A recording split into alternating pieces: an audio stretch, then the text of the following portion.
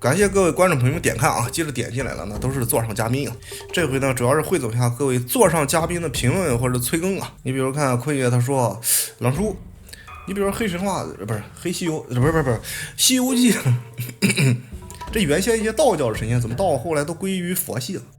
你比如文殊广法天尊，后来叫文殊菩萨。你比如说接引准提啥的，甚至后来阐教和截教之间斗争，说呗。哎，这不涉及到封神了吗？最近这个封神第一部，这不放出高清源了吗？当然大多是催这个游戏的。你比如人种科技的前传，甚至说这个信仰，我的天，这个游戏咱先放吧。咱这个封神第一部，它会有高清画面了，咱接着补这个封神的事儿。之前不是立了2个篇章吗？一个申公豹，一个哪吒。那这回咱从这个电影最后这个彩蛋魔家四将来说这个事儿，说着说着就把这些问题挑出来了。先别忙说，另外我说一点啊，各位在座的观众朋友们，只要你能看到我这道视频的，大胆的提问，大胆的催更，我尽量做到有求必应，只不过你得等我有档期。还有一点就是我这个人属性就在这儿，永远在计划内的反而做不好，所以可能质量不高，反而在计划之外的灵感迸发、临时起意反而做的挺好，至少我是这么认为的。行，咱回到正题。魔家四将，哎，我先说一点啊，你这不问了吗？是什么西游记还是封神榜，什么佛啊，什么道啊之类的，那到底什么个关系？这名字变来变去的，就这个你问我，我也说不出个子无谋有，无非就是那句佛道相争，暗合着现实这个作者所在的时代背景，这个叫春秋笔法，无非就是作者借这个剧情来影射他所在的时代背景嘛。但是我不想从这个地方去展开去说，我也不是搞文学的，也不是考究的，是不是？故事像主播嘛。但是我倒感觉他完全可以把佛与道之间的争锋敞在明面上写，就跟那个吠陀经一样呗。这古印度嘛，它世界等级不是分为婆罗门和刹帝利，这个婆罗门它就属于神域物种，刹帝利就属于世俗皇权，和封神一样，一个天上一个地上，上面在那较劲，两派在那较劲，下面全是代理人战争。你仔细分析都是对上号，往天上看啊，咱这边是元始天尊代表的阐教，对抗那边通天教主代表的截教嘛。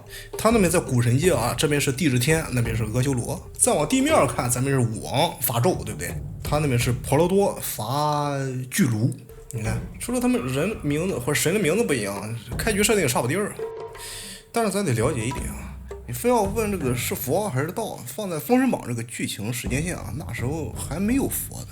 也许有佛，但那时候没有教，因为释迦摩尼就是佛祖的人间人肉载体还没有出生呢。直到他死了之后，这不对，得叫涅槃啊，就是他死了之后过了多少年，在西汉才传到咱中国这个佛教。这就好比如你不敢想象，这个耶稣没有出生，哪来的基督教？这穆罕默德没有出生，哪来的伊斯兰教？这索罗亚斯德没有出生，哪来的拜火教？咱这边孔子没有出生，哪来的儒教？当然了，老子没有出生，就已然有道教了。他只不过写了本《道德经》来给你解释什么是道。所以到了《西游记》发生时间点，那都到大唐了，李世民嘛，咱都知道大唐盛世最崇尚佛教，所以在神话小说里面才有佛道之争的。在《封神演义》那会儿是商末嘛，还没周朝呢，差了1000多年呢。所以你看《西游记》的佛道之间争的就是宗教的覆盖面积。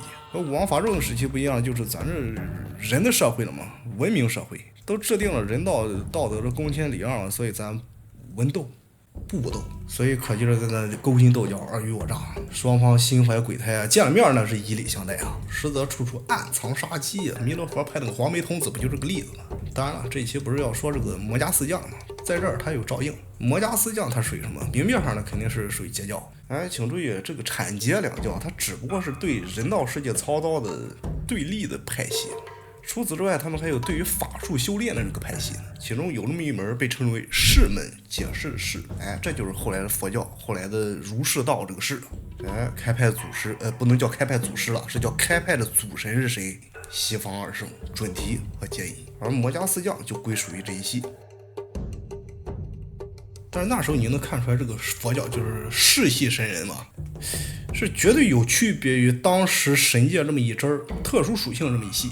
你看那个姜子牙第一回见到这个魔家四将的时候，他不是有个大神鞭吗？拿起鞭子就要抽，还没攥你了，嗖一下让人给收了。然后他后面不有解释吗？这个大神鞭是绝对打不了世门中人的。所以这世系神仙往上倒，那是西方2大教主，一个准提，一个接引开创的。哎，魔家四将就归属于准提接引，咱姑且称之为直系弟子吧。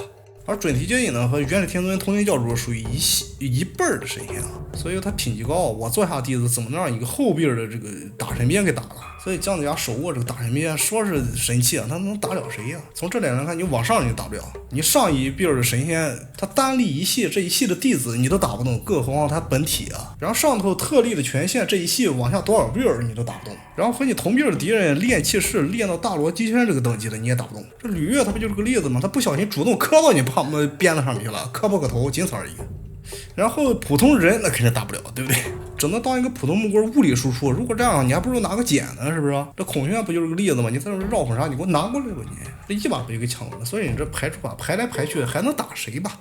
能打申公豹，这申公豹不跟你见面啊！即便是见面了，那申公豹谁给你打呀？那就只有打杨戬、哪吒、雷震子这样了。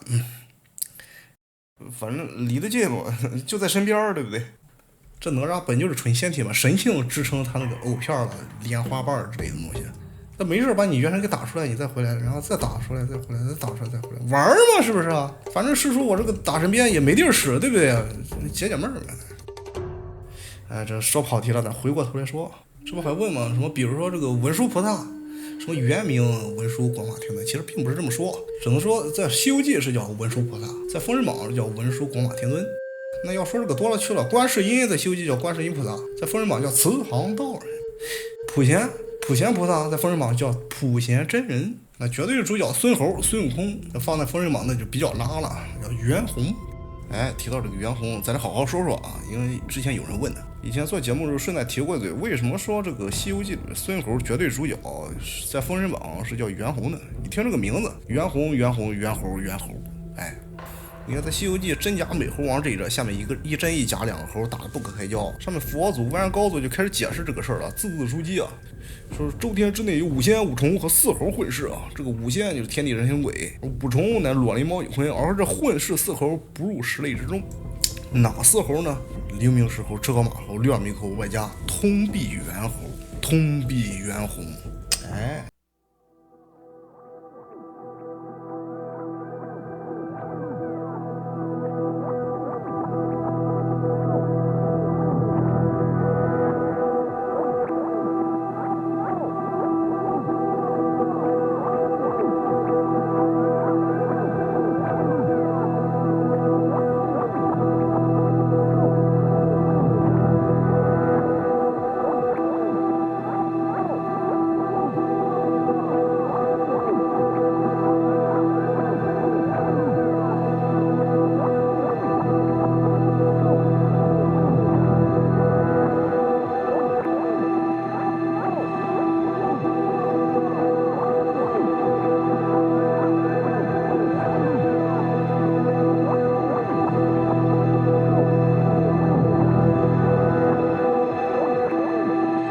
和《西游记》的二郎神和孙猴的节奏一模一样吧。反正你看啊，孙猴对二郎一开始变个巧，二郎一看我变个鹰我抓你，然后孙猴一看我变个雌老我刀你，二郎一看我就变个海客再护刀，看谁的嘴那个鸟喙又尖又硬，是不是？孙猴一看我刀不过我变个鱼我遁水里去，然后二郎一看我那我就变个鱼鹰。然后孙猴一看变个水车，嗖跑了。然后二郎一看我变个灰鹤，我追。孙猴一看我变个花宝，我跑。这花宝它跑得快啊。二郎一看你再快，快得过子弹，我变一个弹弓，我打住。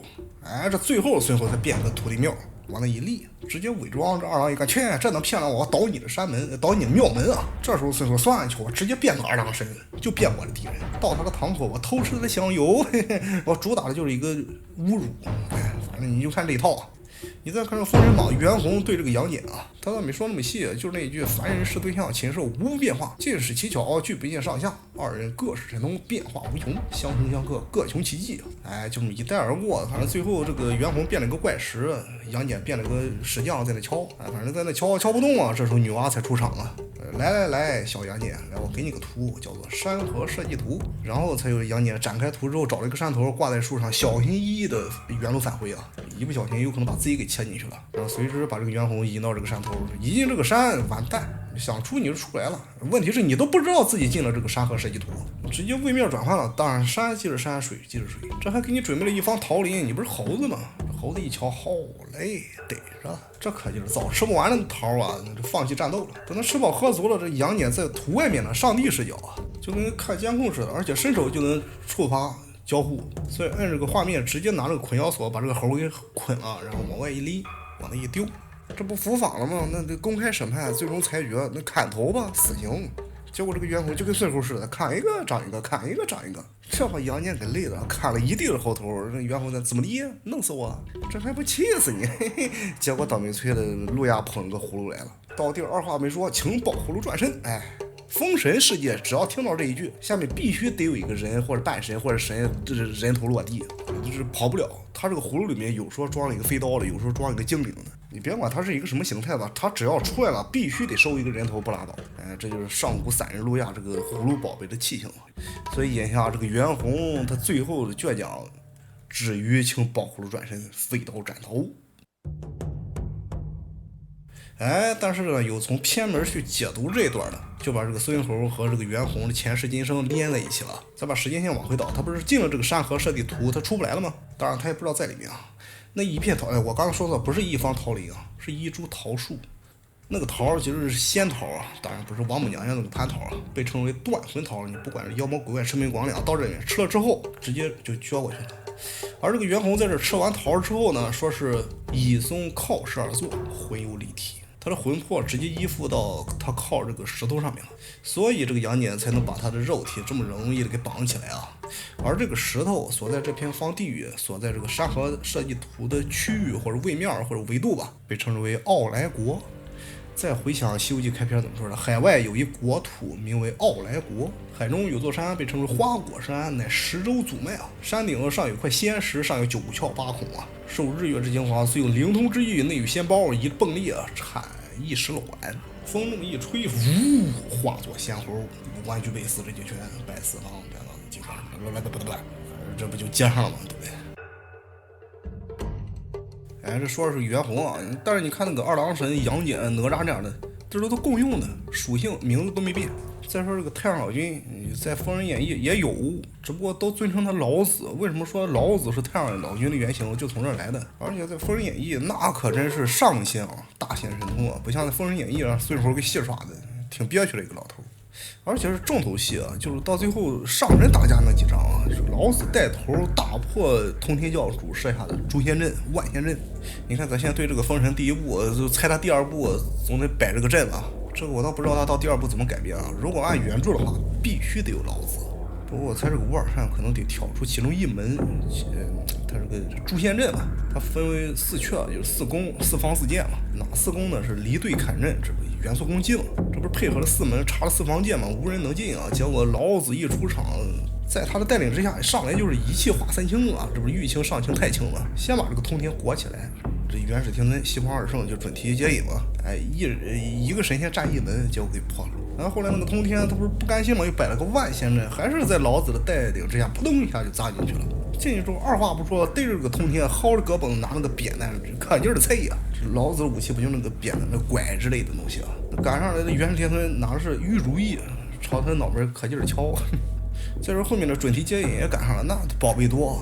先说这个接引道人，他舍利嘛，这个咱管够是不是？可劲儿砸呗。后面的准提又是七宝妙术，又是放出那个大孔雀明王啊，直接上去可劲儿刀，那宝贝可多了去了，什么璎珞宝伞、华冠鱼肠，什么金弓，什么银戟什么乱七八糟。反正这个通天教主说是万仙阵的，在里面被啐的不轻啊。后来来了个大神，这红女老祖来了之后一看，行，别打了。那个谁，那个通天，你也做大了，做斗劲儿了，跟我回紫霄宫打你屁屁。然后这个通天这师尊啊，你看之前见谁都不服，这最大的 boss 呢，这不也非常乖巧的跟这个教主驾祥云冉冉而去。哎，这说是《封神演义》的太上老君牛啊！他为什么在《西游记》里面很多神仙是佛家称呼，到了《封神榜》就是道家称呼了？而且实力悬殊，咱通常的解释，《西游记》是尊佛一道，然后放在《封神榜》呢，并不是尊道一佛，是因为那时候根本就没佛。我前面解释这么多了，是不是？只不过往上看，元始天尊这一层神仙啊，他们各执自己传播凡人升仙的教义而已，只不过是小范围的内部测试传播，还没有大范围的去推广。非要说在这个时间节点，在人世间推广力度比较大的，那只有老子为代表的本土道教。所以这播下去的神仙，那不就以道统称呼吗？哎，我是这么理解的。因为你发现没有，《封神榜》整篇啊，它是在讲事儿；《西游记》它是在讲情，人情世故。《封神榜》是按事叙述，这《西游记》你随便一个妖精，随便一个事，你能挑出多少人之常情、世态炎凉啊！而且时刻暗合时代风气、世俗之情的，对不对？哎，说了半天都没说到正题上去。魔家四将，哎，其实也在提上。这不是挑之前说有问题吗？咋就前面是佛的名字，后来都成道的名字？所以这不就说了吗？同一个神仙，在《西游记》那就佛，在《封神榜》那就道，只能解释到这儿了。所以严格来讲呢，魔家四将就属于原始佛教这一系的，这不世系神仙嘛，他出场就这么个设定。至于这个电影片尾，你看这个个子那么高，体态那么庞大，是不是？其实吧，原著没有明确去说他们4个都这么高，只是说这个老大魔力青啊，长2丈4尺。至于这个魔力红、魔力海、魔力兽没提啊。那既然没提他的身高的，一个母胎的4兄弟嘛，那肯定也差不离儿啊。所以要按老大这个身高来算，差不多。因为你看他说2丈4尺，那跑点零头，这个丈啊，按现在这个度量衡是1丈是3.33米，按明朝那时候度量，这不是明朝写的吗？这1丈是3.16米，其实差不多。你这样一算，这个身高得7、8米啊。他电影里面和正常人身高比例来看啊，他说蹭着这个城门了嘛，也差不多得有7、8米，倒是挺还原啊。你包括那个雷震子也是啊，原帖说这个雷震子身高2丈。比魔家四将矮点儿，矮不多点儿，但是比正常人要高得多，也得6米多。你看他救他爹的时候，那个和正常人的比例，所以这确实挺还原的。但是你要所有人物都按这个体型还原，那没法看了。就这个身高，咱可以说说啊。你比如说，咱拿这个姜子牙做基础吧，因为7尺男儿，身高7尺，咱不用太具体啊，就按1尺按23厘米来算吧，古代的度量。那这个姜子牙就是1.6米，老头了嘛，也差不多。哎，你看这个电影，姜子牙出山之后，哪吒、杨戬半岁左右，是不是？那放在现实，这个杨戬还好，他们原著没有描述他身高，但这个哪吒在没有莲藕化身之前，他就是一个小孩。但是太乙真人给他这一具身体是多少？1丈6，这粗略一算，至少4米开外。刚才不说了吗？雷震子是2丈，比哪吒还高一点，这不愧是冰沙。哎，你这要是把魔力青再给放上，那看来最高的就是魔家四将了。但是在《封神演义》，冰沙法术输出和身高不成正比啊！你看那个土行孙不足4尺，也就1.3米左右吧，这不和《西游记》的岁数一样高吗？你再看他蔫不拉几的三师弟那个沙僧啊，2丈，和雷震子差不离儿，这可是动不动就大师兄会来救我们的那一位。你把这个身高往上一放，谁救谁啊？是不是？再说那个猪八戒，那个猪八戒倒是没有明说他多高，但说他那个嘴长3尺。按野猪外形的身体结构比例来算的话，他整个身高至少也得接近4米吧？你想吧，嘴长3尺，孙猴整个身高刚刚赶上他一个嘴头子，这可是那位好吃懒做，动不动大师兄师傅让妖精给抓走了。所以这些身高原著咱看看就行了，只要真配合了剧情和他们人物性格特点，它就是个 bug。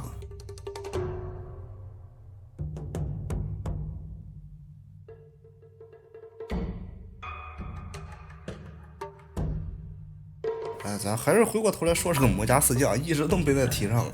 一提到这个魔家四将，就想到《西游记》的4大天王。你看，这边是魔力青、魔力红、魔力海、魔力兽，那边是吃货增长、广目多闻。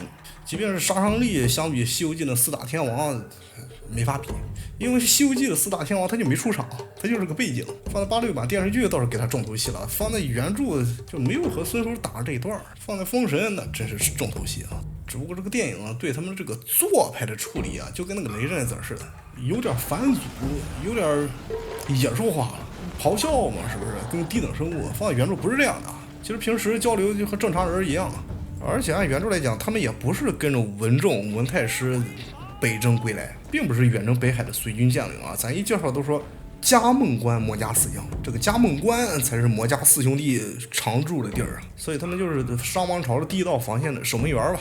所以他们出场的时间节点我捋一下啊，其实就是文太师他不是班师回朝嘛，这一回朝我操，他妈全他妈造反了，不行，那管啊，太师嘛，托孤大臣啊。再说他又不是征北海回来啊，是远征东海回来，这一瞧看西岐要搞独立，那不走了。不过该说不说啊，这个文太师绝对是忠臣啊！你看他履历啊，一生都在东征西讨，为这个商王朝算是鞠躬尽瘁了吧。他是先征了北海，72度反王啊！一说这个征北海，你看现在网上怎么说了？文太师征了北海，就是北欧神话那一票神仙，他头上的第3人眼就是从那个奥丁头上抠的。我天，这脑洞确实大。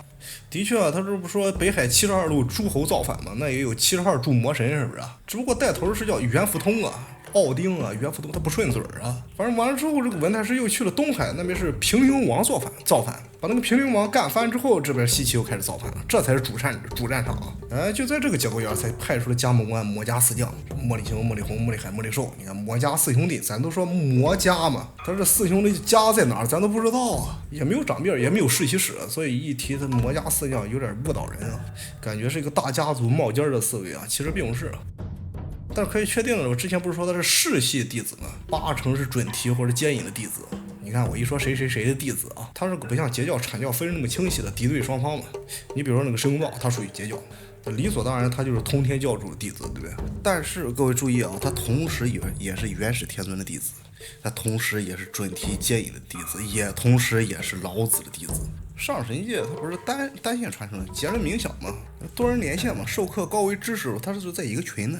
他每次授课不是一个老师在下面讲，一群学生在下面听，是一群老师在上面讲，一群学生在下面听。你也不要管他怎么同时进行的，他上神的交流方式肯定效率要高出咱们人类啊。所以自下而上共享老师，自上而下共享学生。这个申公豹只要见了上一辈的神仙，都得叫师傅。而且那个散人路亚，你看平时见不着，是不是？那也是元始天尊这个位阶的，见了面也得叫一声师尊。就是元始天尊代表着第3代神灵，和申公豹代表着第4代神灵，他们之间没有说清晰的谁是谁的弟子，都教，只不过教到最后，这些徒弟开始认师傅罢了，就感觉你教的我能听懂，我就认你，我以后就听你的。你看姜子牙12金仙认的是元始天尊，但是遇到了通天教主，你别看是对面的啊，那也得叫成师傅。你就不能说见了面之后就你啊，截教头是不是啊？超级大神兵，我抽你，把你抽倒了，那下面都不用打了，是不是？那你那作死，差着位阶，差着维度的，就好比一个实验室2个研究人员在那吵起来了，就针对这个经过实验这个小白鼠是不是给他放了，还是就得给弄死？结果这个小白鼠哪有这个能力跳江起身，把要将自己安乐死这个研究员给干翻啊？你即便有这个能力啊，对面那个研究员他能拍手叫好干的不错，你那真是作死。所以当晚辈儿这些神仙见到长辈儿神仙，你别管是不是敌对的，都得无比的尊重啊。你看《封神演义》最开始他不是有一折叫做广成子3夜必有功啊？必有功是哪儿？就是截教组织通天教主的道场啊。这广成子不是元始天尊封的12金仙之首吗？但是在通天教主面前，他妥妥的晚辈儿啊。虽然是对立的，这不杀了火灵圣母了吗？这得过去道歉啊！这为了给对方敌人老大道歉，去了3回，你说这多谦卑呀！其实就说白了，同辈儿神仙咱随便打，怎么打都行。但是见了长辈儿，你不管是哪一边，你不敢造次。你看刚才说老子的时候，这个通天教主跟老子打，跟元始天尊、跟准提接引、跟散人路亚打，随便打，那都是一辈儿人啊。但是红军老祖一出场，行，都别打了。这老子说：“通天，走，跟我走。”这个通天教主放下手上所有的事儿，就得跟着走。所以呢，申公豹认的肯定就是通天教主了，但是和通天教主大多数都是交易关系。同样遇到了元始天尊，也得尊称师傅。再说魔家四将，那他认的师傅那肯定是准提接引。只不过他们这些师傅啊，在讨论如何操作人道格局的时候产生了分歧。特别是元始天尊和通天教主，他们的分歧最大，这才有阐和截之分。你看叫阐教，叫截教，它不是在后边理解的宗教啊，是神仙们所持的态度。至于这个字儿，咱就不解了，别妄图用咱人类的思维去解释上神的意图。我之前查了不少资料，说这个截代表什么整齐，什么划一，就是人类世界的等级，这个奴隶制社会了。阐教代表通达、明理、公平等等的。这些解释你就这么一听吧。反正结果就是从元始天尊这一代神灵这些神仙就开始站队了。那下面的弟子也开始站队了，他们的弟子的弟子，那不只是站队了，真刀真枪就这么干了，杨戬哪吒，那不是土行孙那边啥的。结果我本来是要说魔家四将的，是不是？扯哪了？扯哪去？感谢各位收看，请保持您的关注，咱们下回再见。